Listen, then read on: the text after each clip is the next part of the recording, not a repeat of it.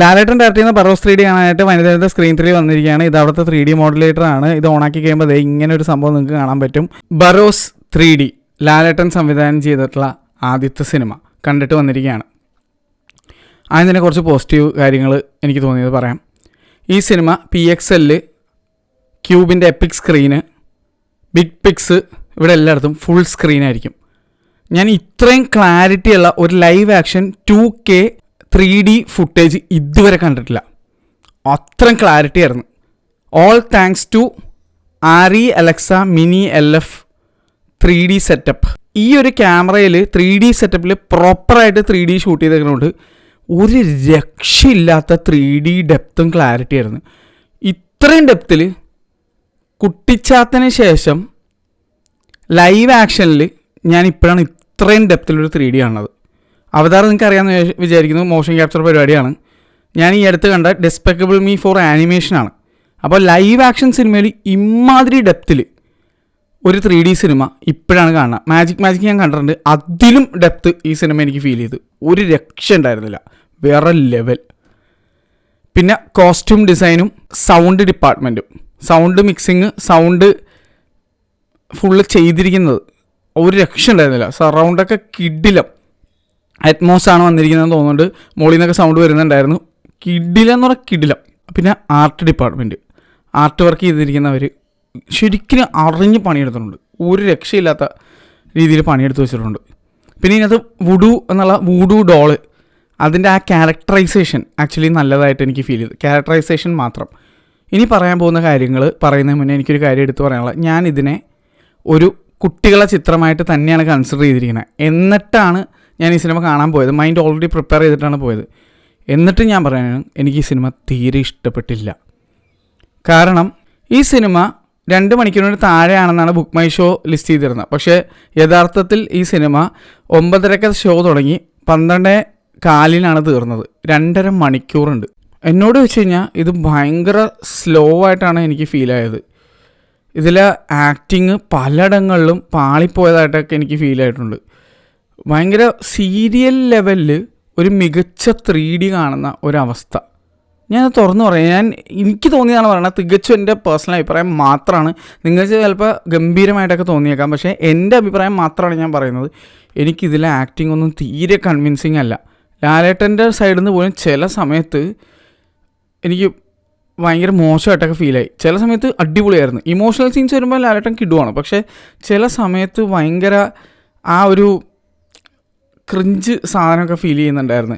പിന്നെ ഈ ലാലേട്ടൻ എന്തിനാണ് എല്ലാ സിനിമയിലും ഈ മദ്യപാനം ആയിട്ടുള്ള സീൻസ് ഉൾപ്പെടുത്തണമെന്ന് എനിക്ക് മനസ്സിലാവുന്നില്ല. എല്ലാത്തിലും കള്ളുകൂടിയൻ ലെവൽ രീതിയിലുള്ള ഒരു സാധനമുണ്ട്. അത് എന്തിനാണ് അങ്ങനെ ക്യാരക്ടറിലേക്ക് അത് കുത്തിക്കയറണമെന്ന് എനിക്ക് ഒരു പിടുത്തം കിട്ടണില്ല. ആ പോർഷൻ എനിക്ക് ഭയങ്കര വെറുപ്പിക്കലായിട്ടാണ് എനിക്ക് ഫീൽ ചെയ്തത്. ആ ഒരു ആൽക്കഹോളിക് പാർട്ട് ഓഫ് ഭൂതം കാണിക്കുന്നതൊക്കെ എനിക്ക് ഭയങ്കര ക്രിഞ്ച് അടിച്ച്, എനിക്ക് ഭയങ്കര ഒരു ക്രിഞ്ച് ഒരു എഫക്റ്റാണ് എനിക്ക് തോന്നിയത്. പിള്ളേരുടെ സിനിമയാണെങ്കിൽ എൻ്റെ അഭിപ്രായത്തിൽ അതൊന്നും ഇൻക്ലൂഡ് ചെയ്യരുതായിരുന്നു എന്ന് എനിക്കൊരു ഫീലിംഗ് ഉണ്ട്. പലയിടങ്ങളിലും ഉപയോഗിച്ചിരിക്കുന്ന ഭാഷ, അതൊക്കെ എനിക്ക് പ്രശ്നമായിട്ട് തന്നെ തോന്നി. ചില സ്ഥലങ്ങളിൽ ഇത് ഒരു ബാലെ പോലെ ഡയലോഗ് ഡെലിവറി, ചില സ്ഥലങ്ങളിൽ ഭയങ്കര ലോക്കലായിട്ടുള്ള രീതിയിലുള്ള ഭാഷ ഉപയോഗിക്കൽ. അങ്ങനെ എനിക്ക് എന്തോ ഭയങ്കര കല്ലുകടിയായിട്ട് പല സ്ഥലങ്ങളിലും എനിക്ക് ഫീൽ ചെയ്യാൻ അത് തുറന്നു പറയുന്നതെന്നുള്ളൂ. ഒന്നും വിചാരിക്കരുത്. ഒരു സിനിമ ടിക്കറ്റ് എടുത്ത് കണ്ടതിന് ശേഷം എന്ത് തോന്നി എന്നുള്ളത് ഇവിടെ തുറന്നു പറയലാണ് പതിവ്. അപ്പോൾ എനിക്കത് തെറ്റിക്കാൻ പറ്റില്ല. എത്രയൊക്കെ ലാലേട്ടൻ്റെ ആരാധകനാണെന്ന് പറഞ്ഞാലും ശരി, എനിക്ക് പറയേണ്ട കാര്യങ്ങൾ ഇവിടെ വന്ന് പറഞ്ഞേ പറ്റുള്ളൂ. അതാണ് നമ്മുടെ ഒരു രീതി. നല്ലത് ചെയ്താൽ നല്ലത് എന്തായാലും പറയും. ഇതിപ്പോൾ എനിക്ക് തീരെ ഇഷ്ടപ്പെടാത്തതുകൊണ്ടാണ് ഞാൻ ഈ കാര്യങ്ങളിങ്ങനെ പറയുന്നത്. പിന്നെ മേക്കപ്പ് സൈഡിൽ ചില സമയത്ത് ചില വിഗുകളും ചില മേക്കപ്പ് ചെയ്തിരിക്കുന്നതൊന്നും എനിക്ക് കൺവിൻസിങ് ആയിട്ട് ഫീൽ ആയില്ല. അതേസമയം കോസ്റ്റ്യൂം ഡിപ്പാർട്ട്മെൻറ്റ് വേറെ ലെവലായിരുന്നു. ഇതിനകത്തൊരു ഫ്ലാഷ് ബാക്ക് സാധനം കാണിക്കുന്നുണ്ട്. അത് കുറച്ച് നേരത്തേക്കുള്ള ഒരു 5-10 മിനിറ്റുള്ളൂ. പക്ഷെ അത് ഒരു രക്ഷയില്ലാത്ത കോസ്റ്റ്യൂം ഡിസൈനായിരുന്നു. ഒരു രക്ഷയില്ലാത്ത കളേഴ്സും ഒക്കെ വേറെ ലെവലായിരുന്നു. പിന്നെ പോസിറ്റീവായിട്ട് പറയാനുള്ള മറ്റൊരു കാര്യമുണ്ട്, പറയാൻ വിട്ടുപോയി. ക്യാമറ വർക്ക് സന്തോഷ് ശിവൻ്റെ ഒരു രക്ഷയില്ലായിരുന്നു. കിടിലം സാധനം തന്നെയായിരുന്നു. കിടിലം എന്ന് പറഞ്ഞാൽ കിടിലം ക്യാമറ വർക്ക്. ഞാൻ പറയാൻ വിട്ടുപോയാൽ കേട്ടോ. എനിക്ക് തോന്നിയത് ഇതാണ്. എന്നോട് ചോദിച്ചു കഴിഞ്ഞാൽ ഈ സിനിമ എനിക്കൊരു ഭയങ്കര ഡ്രാഗിങ് ആയിട്ടുള്ള, ഒട്ടും ഇമ്പ്രസ് ചെയ്യാത്ത ഒരു type of movie. Sadly this is directed by my favourite actor Lalettan. പക്ഷേ എനിക്ക് സങ്കടമുണ്ട് ഇങ്ങനെയൊക്കെ പറയണില്ല. പക്ഷേ ഇത് പറയാതിരിക്കാനും പറ്റാത്ത അവസ്ഥയാണ്. പല സ്ഥലങ്ങളിൽ സിനിമ മൂവ് ഓൺ ചെയ്യുന്നില്ല. അതായത് പെട്ടെന്ന് കാര്യങ്ങൾ പറഞ്ഞു പോകുന്നതിന് പകരം ഭയങ്കര സ്ലോ ആയിട്ടാണ് പോകുന്നത്. പിന്നെ ഇതിനകത്ത് കാസ്റ്റ് ചെയ്തിരിക്കുന്ന ആ കുട്ടി കാണാൻ നല്ല ക്യൂട്ടും കാര്യങ്ങളൊക്കെ, പക്ഷേ ആ കുട്ടിക്ക് തീരെ അഭിനയിക്കാൻ പറ്റുന്നില്ല എന്നാണ് എനിക്ക് ഫീൽ ചെയ്തത്. ആ ക്യാരക്ടർ എഴുതി വെച്ചിരിക്കുന്നത് എനിക്കൊന്നും വളരെ രസമായിട്ടാണ്, പക്ഷേ ആ കുട്ടിക്ക് അത് പുൾ ഓഫ് ചെയ്യാൻ പറ്റുന്നില്ല. അങ്ങനെയാണ് എനിക്ക് ഫീൽ ആയത്. പലയിടങ്ങളിൽ അതിൻ്റെ ഫേസിലൊന്നും കാര്യമായിട്ട് എക്സ്പ്രഷൻ സംഭവങ്ങളൊന്നും വരുന്നില്ല എന്നുള്ള ഒരു ഫീലിംഗ് എനിക്ക് നല്ലപോലെ ഉണ്ട്. ഇതിനകത്ത് ലാലേട്ടൻ്റെ സർക്കിളിലുള്ള ഫ്രണ്ട്ഷിപ്പ് സർക്കിളിലുള്ള ഒരുപാട് പേര് ഇതിനകത്ത് അഭിനയിച്ചിട്ടുണ്ട്. ആൻ്റണി പെരുമ്പാവൂർ ചേർന്ന് ഉൾപ്പെടെ, അതുപോലെ മറ്റേ സമീർ ഹംസ ഉൾപ്പെടെ. സമീർ ഹംസയുടെ ഷോട്ടുകളൊക്കെ നൈസായിരുന്നു. പുള്ളി വളരെ നീറ്റ് ആൻഡ് ക്ലീൻ ആയിട്ട് ചെയ്തിട്ട് പോയി. പിന്നെ നമ്മുടെ ലിഡിയൻ നാദസ്വരം, ഇതിൻ്റെ മ്യൂസിക് ഡയറക്ടർ, അതിനെ കുറച്ച് കാര്യങ്ങൾ പറയാനുണ്ട്. മച്ചാനെ ഇതിനകത്ത് ചെറിയൊരു റോളിൽ വെച്ചിട്ടുണ്ട്. ഉറപ്പിച്ചിട്ടൊന്നുമില്ല, നീറ്റാണ്, പക്ഷേ ഡയലോഗൊന്നുമില്ല, ജസ്റ്റ് കാണിച്ചു പോകുന്നതാണ് കമ്പോസറായിട്ട്. ഇതിൻ്റെ ബാക്ക്ഗ്രൗണ്ട് സ്കോർ പലയിടങ്ങളിൽ, ഇത് സ്പെയിൻ, ഇറ്റലി എവിടെയൊക്കെ പോയാണ് ചെയ്തിരിക്കുന്നത്, ഗ്രീസ് അവിടെയൊക്കെ. ബാക്ക്ഗ്രൗണ്ട് സ്കോർ കിഡുവാണ്, അടിപൊളി എന്ന് പറഞ്ഞാൽ അടിപൊളിയാണ്. പല സ്ഥലങ്ങളിലും അടിപൊളി ബാക്ക്ഗ്രൗണ്ട് സ്കോറാണ്. അത് നല്ല രീതിയിൽ സൗണ്ട് ഡിസൈൻ ചെയ്ത് വെച്ചിരിക്കുന്നതുകൊണ്ട് നല്ല രസമായിട്ട് കേൾക്കാനും പറ്റുന്നുണ്ട്. പക്ഷേ പാട്ടുകൾ, ഒരൊറ്റൊരു പാട്ട് മാത്രമാണ് എനിക്ക് പിന്നെങ്കിലും ദേശം. ആ ഇസബല്ല എന്നുള്ള പാട്ട് എനിക്കിപ്പോൾ പ്രാന്ത് കയറിയിരിക്കാൻ എനിക്ക് തീരെ ഇഷ്ടപ്പെട്ടില്ല. ആ പാട്ട് അത് പലയിടങ്ങളിലും ഇതിങ്ങനെ ലാലേട്ടൻ പാടിയിട്ട് എനിക്ക് ഭയങ്കര അരോചകമായിട്ടാണ് എനിക്ക് ഫീൽ ചെയ്യണം. എനിക്കത് തീരെ ഞാനായിട്ട് ആ പാട്ട് കണക്റ്റ് ആയില്ല. പക്ഷേ എൻ്റെ അഭിപ്രായത്തിൽ അത് വേറെ ആരെയും കൊണ്ട് പാടിക്കണമായിരുന്നതാണ്. എന്തിനാണ് ലാലേട്ടൻ പാടിയെന്ന് എനിക്ക് മനസ്സിലായില്ല. വേറെ ആരെങ്കിലും കൊണ്ട് അത് പാടിക്കണമെന്നായിരുന്നു എൻ്റെ ഒരു സജഷൻ. അത് വേറെ ആരെങ്കിലും പാടിയിരുന്നത് കുറച്ചുകൂടി ബെറ്റർ ആയിരുന്നെന്നാണ് എനിക്ക് ഫീൽ ചെയ്യുന്നത്. പക്ഷേ വേറൊരു പാട്ടുണ്ട്, ആ പാട്ടിൻ്റെ ലിറിക്സ് ഞാൻ മറന്നു, പക്ഷേ ഒരു ഡ്യുവൽ വോയിസ് വരുന്നത് ഈ ലിഡിയൻ നാദസ്വരത്തിനെ കാണിച്ചുകൊണ്ടുള്ള ഒരു ഈ കുട്ടി സ്റ്റേജിൽ കയറി പാടുന്ന ഒരു പാട്ടുണ്ട്. അത് ആദ്യം ലാലേട്ടൻ പാടി കൊടുക്കും, അതിന് ശേഷം ഈ കുട്ടി പാടും. അത് കുറച്ചുകൂടി കൺവിൻസിങ് ആയിരുന്നു. കാരണം ലാലേട്ടൻ്റെ ശബ്ദത്തിൽ ലാലേട്ടൻ ആദ്യം പാടുന്നു, അത് ഭൂതമായതുകൊണ്ട് മറ്റുള്ള ആൾക്കാർക്ക് ആർക്കും കാണാനും പറ്റില്ല. അപ്പോൾ ഈ കുട്ടിക്ക് മാത്രമേ കാണാൻ കേൾക്കാൻ പറ്റുള്ളൂ. അപ്പോൾ ആ കുട്ടി അത് കേട്ടിട്ട് റിപ്പീറ്റ് ചെയ്ത് പാടുന്നതാണ്. അത് അടിപൊളിയായിട്ടുണ്ടായിരുന്നു, നല്ല രസമുണ്ടായിരുന്നു. പക്ഷേ അതൊക്കെ ഈ സിനിമയിലേക്ക് വരുന്ന സീനെന്നൊക്കെ പറഞ്ഞാൽ ഭയങ്കര സീരിയൽ ലെവൽ ക്രിഞ്ച് സാധനമായിട്ടാണ്. പക്ഷേ ആ പാട്ട് കേൾക്കാൻ നല്ല രസമുണ്ടായിരുന്നു. ആ ഫീമെയിൽ വോയിസ് പാടുന്ന പോർഷനൊക്കെ ഭയങ്കര രസമായിട്ട് എനിക്ക് ഫീൽ ചെയ്ത്. കുറേ ഒരു മിക്സ് ബാഗേജാണ്, പക്ഷെ തീരെ നിരാശയിലാണ് അവസാനം എത്തുന്നത്. ഏകദേശം സിനിമ തീരാറായപ്പോഴേക്കും ഒരു ഫൈറ്റ് സീനൊക്കെ ഉണ്ട്. അതൊക്കെ കണ്ടു മടുത്ത സാധനങ്ങളാണ്, ഭയങ്കരമായിട്ട് കണ്ടു മടുത്ത സാധനങ്ങൾ. പൈററ്റ്സ് ഓഫ് ദി കറേബിയനിലും അല്ലാതൊക്കെ ആയിട്ടും ഇങ്ങനെ കണ്ടു മടുത്ത കുറേ ഐറ്റംസ്. ലാസ്റ്റ് ഒരു ഇമോഷണൽ സാധനമുണ്ട്.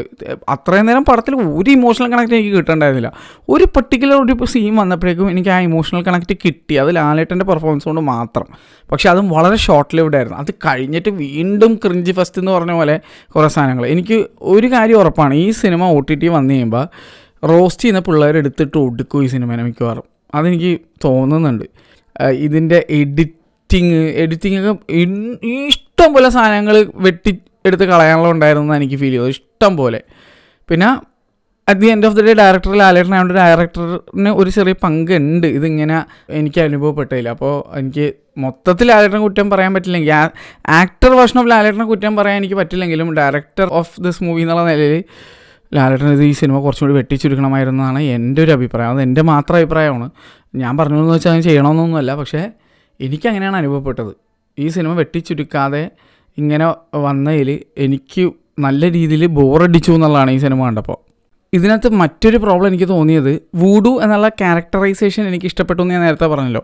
എന്നാലും എപ്പോഴൊക്കെ ഈ വൂഡു എന്നുള്ള ആ ഡോളിനെ കാണിക്കുന്നു, അതിൻ്റെ മൂവ്മെൻറ്റ്സ് വരുമ്പോൾ ഭയങ്കര ജിറ്ററിങ് ഉണ്ടായിരുന്നു. ഇങ്ങനെ കിടന്ന് വെട്ടുകയാണ്. അതെനിക്ക് ഭയങ്കര ഒരു ഇഷ്യൂ ആയിട്ട് ഫീൽ ചെയ്തത്.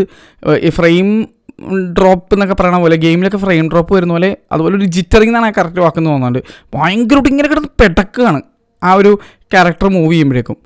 പിന്നെ ആ ക്യാരക്ടറിൻ്റെ വോയിസ് ഓവർ എനിക്കത് തീരെ ഇഷ്ടമായില്ല. ആ ഒരു വോയിസ് ഓവർ എനിക്ക് തീരെ പിടിച്ചില്ല. അത് വേറെ ആരെയും കൊണ്ട് വോയിസ് ഓവർ ചെയ്യിക്കണമായിരുന്നു എന്നാണ് എനിക്ക് തോന്നിയത്. അത്ഭുത ദ്വീപിലൊക്കെ നമ്മൾ ഇതുപോലെ വോയിസ് ഓവേഴ്സ് കേട്ടിട്ടുണ്ട്. പക്ഷെ എന്നാലും എനിക്കെന്തോ ആ വോയിസ് മോഡുലേഷൻ അത് ആരാ ചെയ്തതെന്ന് എനിക്കറിയില്ല. അതെനിക്കങ്ങനെ ഒരു രീതിയിലും കൺവിൻസിങ് ആയില്ല. അത് അത്ര ഇഷ്ടപ്പെട്ടില്ല. ആ ക്യാരക്ടർ ഇഷ്ടപ്പെട്ടെങ്കിൽ പോലും. അതുപോലെ ഏതൊരു ഇൻ്റർവ്യൂവിൽ ഞാനിങ്ങനെ പറഞ്ഞു കേട്ടായിരുന്നു, അതായത് ഇങ്ങനെ ഫുൾ ടൈം മൂവിയിൽ ഇതുപോലെ ഒരു ഒറിജിനൽ ആളിൻ്റെ കൂടെ ഒരു ആനിമേറ്റഡ് കഥാപാത്രം വന്നിട്ടുള്ള സിനിമ ആദ്യമായിട്ടെന്ന് നോക്കുക. അത് തെറ്റാണ്. അത് ആര് പറഞ്ഞാലും. ലാലേട്ടൻ അങ്ങനെ പറഞ്ഞു എന്നാണ് എനിക്ക് തോന്നുന്നത്.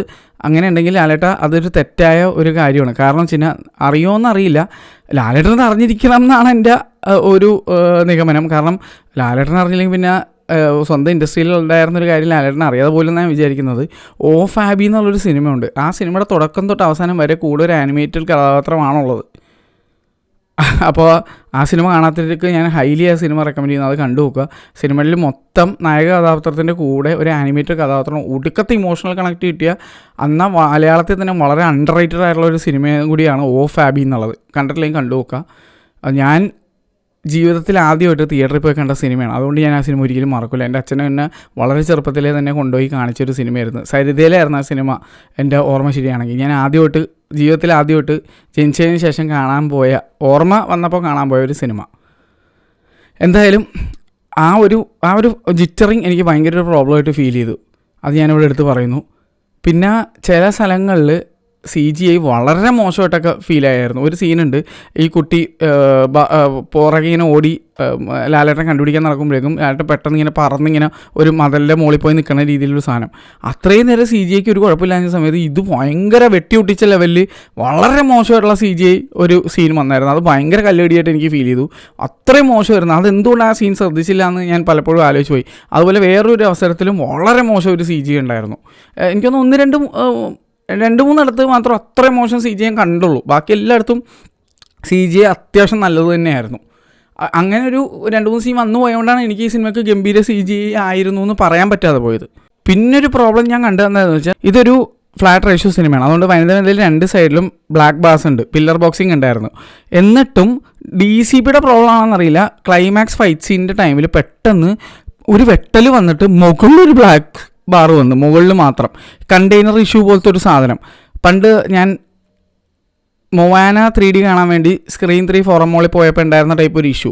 അവിടെ സൈഡും ചരിഞ്ഞിരിക്കണമായിരുന്നു, ഇത് മുകളിൽ ഒരു ബ്ലാക്ക് ബാർ വന്നു. അത് ഭയങ്കര ശോകമായിരുന്നു. കുറച്ച് കഴിയുമ്പോൾ അത് കാണാണ്ടായി. പക്ഷേ അതൊരു ഭയങ്കര വലിയ കല്ലുകടിയായിട്ട് ഫീൽ ചെയ്തു. ഈ ആസ്പെക്ട് റേഷ്യോ എപ്പോഴും ശ്രദ്ധിക്കുന്ന ഒരാളായതുകൊണ്ട് പെട്ടെന്ന് ആ ഒരു മൂവ്മെൻറ്റ് വന്നതിന് ശേഷം മുകളിൽ ബ്ലാക്ക് ബാർ വന്നപ്പോൾ എന്തോ വല്ലായ്മ പോലെ എനിക്ക് ഫീൽ ആയിട്ടോ. അത് അവിടെ വന്ന എററാണോ DCPയുടെ എററാണോ എന്താണെന്നുള്ള മനസ്സിലായിട്ടില്ല. നിങ്ങൾക്ക് എങ്ങനെ അനുഭവപ്പെട്ടോ എന്നുള്ളത് നിങ്ങളൊന്ന് പറയുമോ, അല്ലെങ്കിൽ കാണാൻ പോണ ആരെങ്കിലും ഉണ്ടെങ്കിൽ അതൊന്ന് ശ്രദ്ധിക്കുക.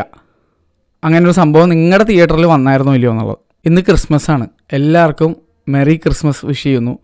രാവിലെ തന്നെ ഇങ്ങനെ ഒരു സിനിമ കണ്ട് വന്ന് എൻ്റെ മൂഡ് പോയാൽ എനിക്ക് ഒരുപാട് സങ്കടമുണ്ട്. അപ്പോൾ ഇതിൻ്റെ ക്ഷീണം തീർക്കാൻ വേറെ എന്തെങ്കിലുമൊക്കെ ചെയ്യണം.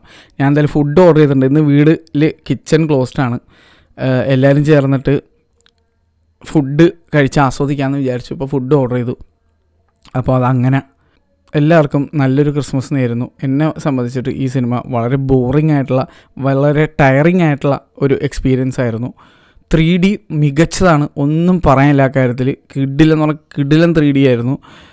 അപ്പോൾ നിങ്ങൾ ഈ സിനിമ കാണാൻ പോകുന്നുണ്ടെങ്കിൽ എൻ്റെ അഭിപ്രായം PXLO PLF ആയിട്ടുള്ള ഏതെങ്കിലും ഒരു സ്ക്രീൻസ്, ബിഗ് പിക്സോ അല്ലെങ്കിൽ എപ്പിക് സ്ക്രീനിൽ പോയി കണ്ടു കഴിഞ്ഞാൽ കുറച്ചും കൂടി ഇമേഴ്സീവായിട്ട് ഫീൽ ചെയ്യും. കാരണം IMAX പടം കാണുന്ന ഒരു എഫക്റ്റ് കിട്ടും. ഈ സിനിമ അൺഫോർച്യുനേറ്റ്ലി IMAX ഇല്ല ഇതുവരെ. ഇനി വരുമോ എന്നുള്ള കാര്യം അറിയത്തില്ല. എന്തായാലും 3Dക്ക് വേണ്ടിയാണ് ഈ സിനിമ ഞാൻ കാണാൻ പോയത്. ആ ഒരു കാര്യം I am satisfied. 3D was top notch. വേറെ ലെവൽ 3D ആണ്. അതല്ലാതെ വേറെ ഒന്നും ഈ സിനിമയിൽ എനിക്ക് ഇഷ്ടപ്പെട്ടില്ല എന്നുള്ള കാര്യം ഞാൻ പറയുന്നു. ഇഷ്ടപ്പെട്ട കാര്യങ്ങൾ, ചെറിയ ചെറിയ കാര്യങ്ങളുണ്ടെന്ന് ഞാൻ പറഞ്ഞു. അത് ചെറിയ കാര്യങ്ങളൊന്നും പറയാൻ പറ്റില്ല. വലിയ കാര്യങ്ങളാണ്. സെറ്റൊക്കെ ഇടുക എന്ന് പറഞ്ഞാൽ നിസ്സാര പണിയൊന്നുമല്ല. പക്ഷേ അതൊക്കെ നല്ലതായിട്ടും എനിക്ക് ഈ സിനിമ ആസ്വദിക്കാൻ അങ്ങനെ പറ്റിയില്ല എന്നാണ്. This was never entertaining for me, never interesting for me. അതാണ് ഒരു സത്യം. അത് ഞാനിവിടെ പറയുന്നു. ആർക്കും ഒരു വിരോധം തോന്നരുത്. എത്ര ഫാൻസുകാർ വന്ന് എന്തൊക്കെ പറഞ്ഞിട്ടും കാര്യമില്ല, സിനിമ എനിക്ക് ഇഷ്ടപ്പെട്ടില്ലടേ. അതെനിക്ക് ഇവിടെ തുറന്ന് പറഞ്ഞേ പറ്റുള്ളൂ. അപ്പോൾ നിങ്ങളെന്തായാലും തിയേറ്ററിൽ പോയി സിനിമ കാണുമെന്ന് എനിക്കറിയാം. കാണണം. കണ്ടിട്ട് അഭിപ്രായം ഇതിൻ്റെ അടിയിലിടണം. ഞാൻ വീണ്ടും പറയുകയാണ്, ഞാനിതൊരു പിള്ളേരുടെ ചിത്രമായിട്ട് മാത്രമാണ് കൺസിഡർ ചെയ്ത് കണ്ടത്. എന്നിട്ടും എനിക്കിങ്ങനെയാണ് അനുഭവപ്പെട്ടത്. എത്ര പിള്ളേർക്ക് ഇത് മൊത്തം കണ്ടിരിക്കാനുള്ള ക്ഷമ ഉണ്ടാവുമെന്ന് എനിക്കറിയില്ല. പിള്ളേർക്ക് പൊതുവെ ക്ഷമ വളരെ കുറവാണ്. എല്ലാവർക്കും അറിയില്ല. ചെറിയ കുട്ടികൾക്ക് അവരെത്രത്തോളം ഇതിനകത്ത് 3Dയിൽ അട്രാക്റ്റഡ് ആയിട്ട് ഇത്ര നേരം ഒരു തിയേറ്ററിൽ ഇരിക്കും എന്നുള്ള കാര്യമൊക്കെ എനിക്ക് അറിയില്ല. പിള്ളേരുള്ള ആളുകൾ കമൻറ്റ് ചെയ്യുക, കണ്ടു കഴിഞ്ഞതിന് ശേഷം അവർ ഇരുന്നോ ഇല്ലയോ എന്നുള്ള കാര്യങ്ങളൊക്കെ. ഇത്ര എനിക്ക് പറയാനുള്ളൂ. എന്തായാലും നിങ്ങളെ കമൻസ് നിങ്ങളിടുക, സിനിമ കണ്ടവർ മാത്രം. അപ്പോൾ സിനിമ കണ്ടവരുടെ അഭിപ്രായങ്ങൾ അറിയാൻ എനിക്ക് ആഗ്രഹമുണ്ട്. ഞാൻ വേറെ ആരോടും അഭിപ്രായം ചോദിച്ചിട്ടില്ല. എന്തായാലും പറ്റിയ ഇന്ന് ഞാൻ ബേബി ജോൺ എന്നുള്ള സിനിമ കാണാൻ നോക്കാം, കണ്ടിട്ട് അഭിപ്രായം കേട്ടോ. ഇപ്പോൾ എന്തായാലും എനിക്ക് ഈ സിനിമ ഇഷ്ടപ്പെട്ടില്ലടേ. ഞാൻ വേറൊന്നും കൂടുതൽ പറഞ്ഞ് വലിച്ച് നീട്ടുന്നില്ല. സിനിമ നീട്ടിയ പോലെ. എല്ലാവർക്കും നല്ലൊരു ക്രിസ്മസ് നേരുന്നു. നാളെ വേറെ വീഡിയോ ഇടണം. Bye bye.